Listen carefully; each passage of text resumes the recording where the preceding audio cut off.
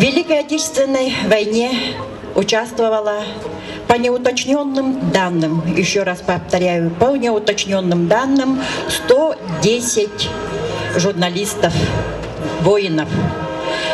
В то время у нас было, как вы знаете, мало республиканских изданий и районных газет.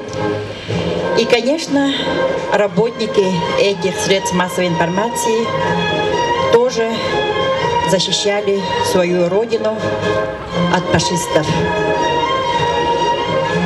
И не все, к большому сожалению, вернулись с победой домой.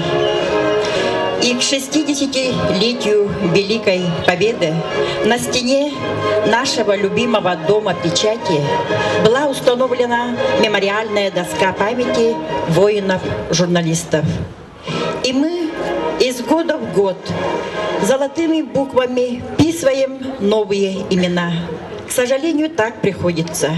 И буквально на днях перед этим Днем Великой Победы к нам подошли опять родственники ветеранов-журналистов и сказали, что в этом списке еще нет 2 воинов-журналистов. И мы думаем, к 70-летию Великой Победы в следующем году мы обновим эту мемориальную доску и внесем всех поименно по алфавиту.